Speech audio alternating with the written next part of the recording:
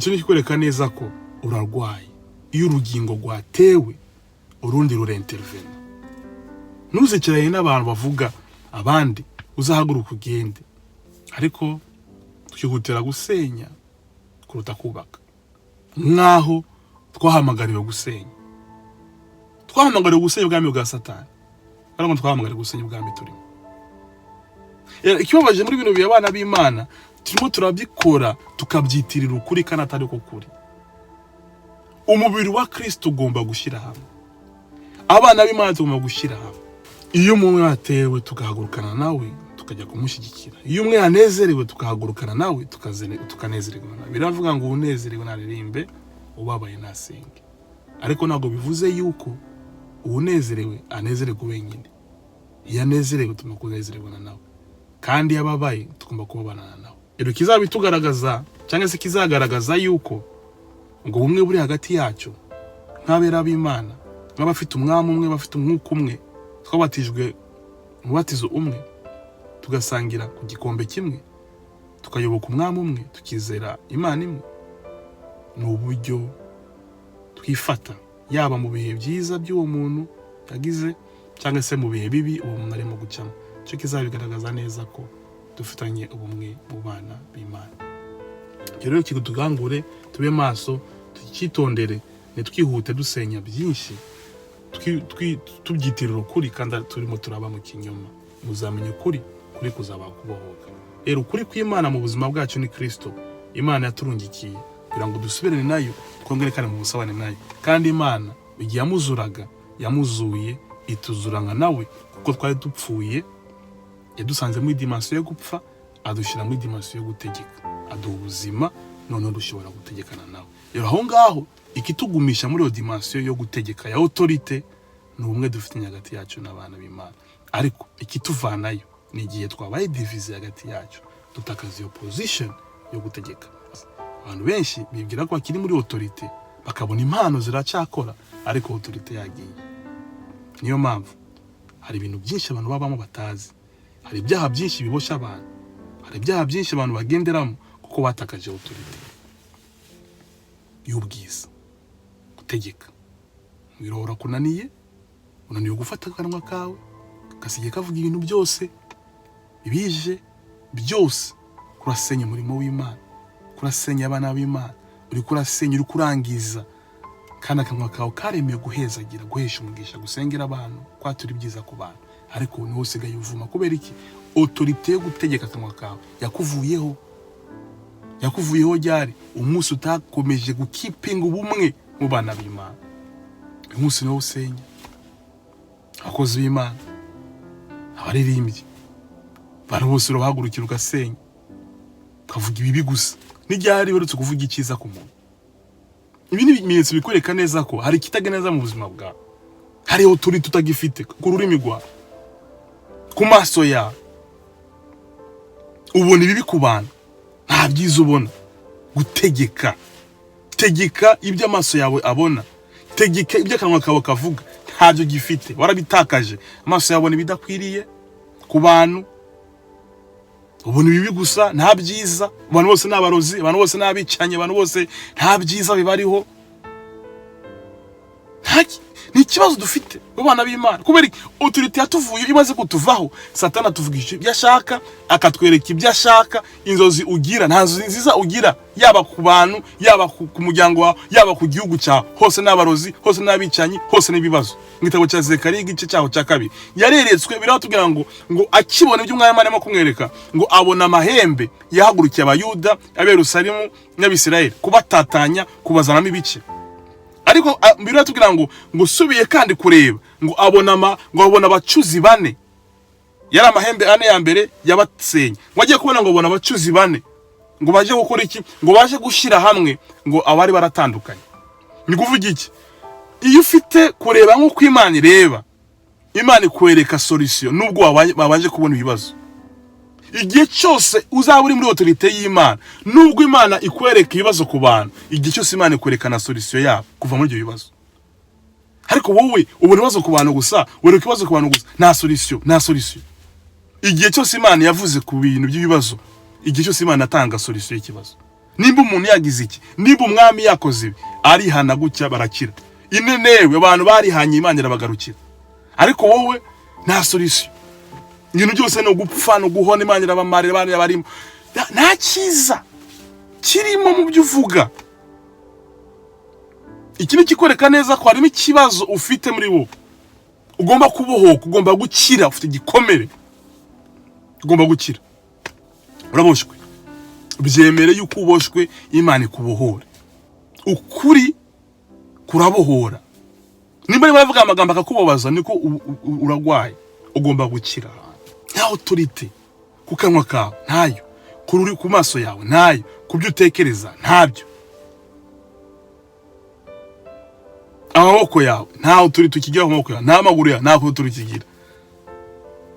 Nujya biravuga ngo umwami Imana ngo Uwiteka n'umwungeri wanjye azanyobora. Ariko ntago Imana ntago ari iki kuyoboye ibirenge byawe, si ikiyoboye ibirenge byangu uzandinda gutsita, ariko ibirenge byawe byamabyitsitara buri munsi. Bankomerekeje, bagize guke, bankomerekeje. Tuve muri iyo mikino, turafite ikibazo ngo barabimana, turafite ikibazo barabimana. Zikara ngo abona abacuzi bane, nta kintu cyari kibazanye kuza gusubiza abasubiranyemo, abatandukanye cyanyemo barabacuzi bane. Umucuzi afite ijisho abandi bantu badafite. Umucuzi agira ibitekerezo abandi bantu batagira. Umucuzi agira umwete abandi bantu batagira.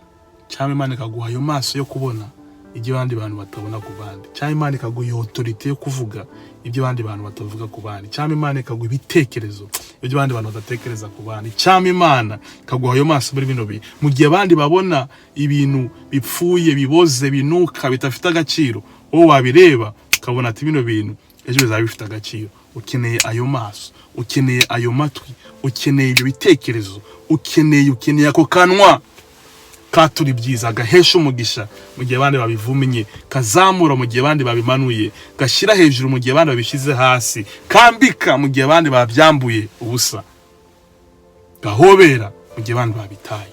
Imana ibohora ibitekerezo by'abantu. Imana dukure mu cyo kinyoma cya Satani. Abantu bari mu kinyoma giteye ubwoba. Kubera iki bacabona impano zigikora. Impano ni rwa ruhande rwo gukora nk'Imana. Ariko ubwiza rwa ruhande rwa autorite. Kuko iyo dukora tubikore nk'uko Imana ishaka. Gukorera mu mpano ntibihagije bwoko bw'Imana. Iyo autorite idahari,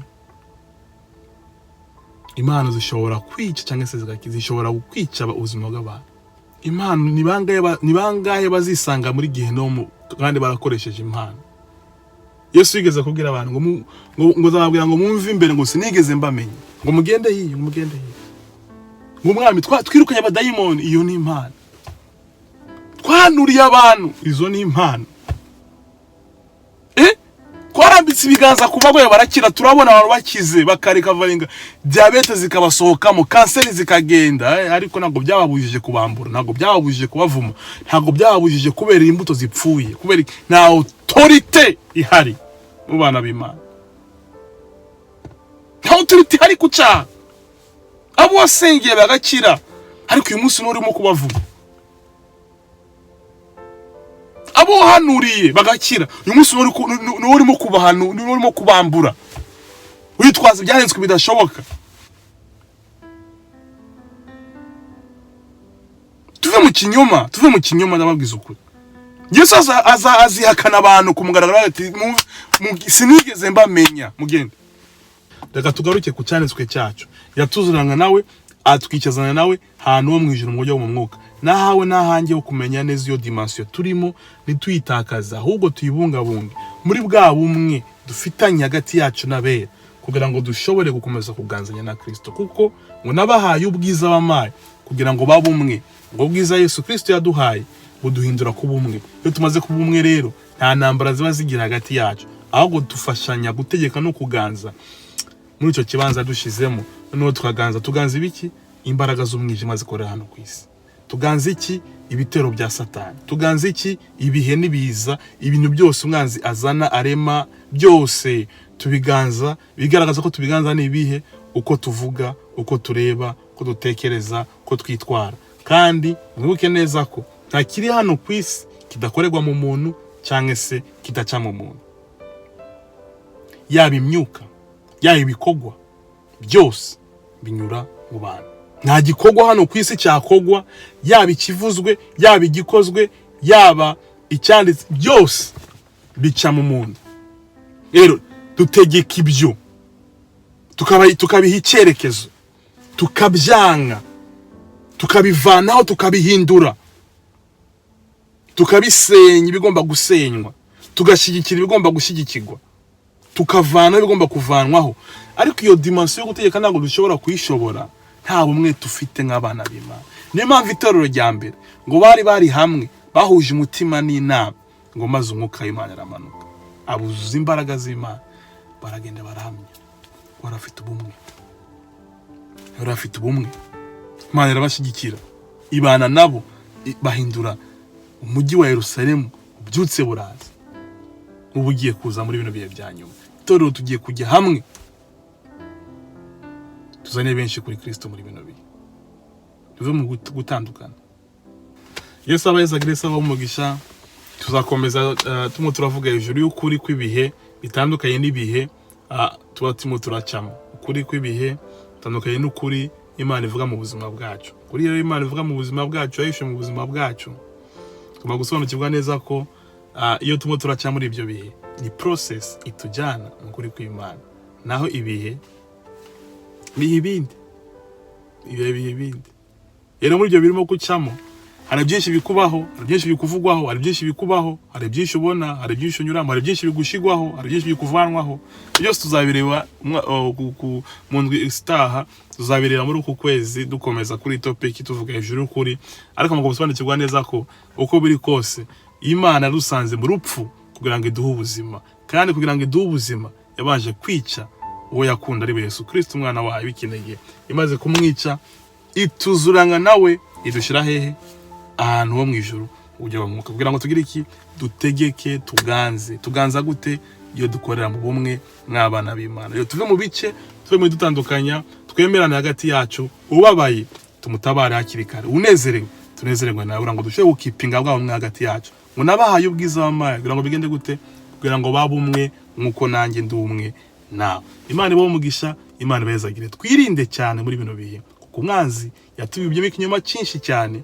Umunsi turasenyana, dukorera muri za mpano, twibwira yuko tukundana, twibwira yuko tukifite Imana, twibwira yuko tukiri kumwe n'Imana, kandi mu by'ukuri impano ntigaragaza ko muri kumwe n'Imana, ariko cyo koza ubwiza bwayo bigaragaza ko muri kumwe nayo. Naho impano ntabwo zigaragaza ko muri kumwe n'Imana, ariko ubwiza bwayo bikomeza neza ko Imana muri kumwe.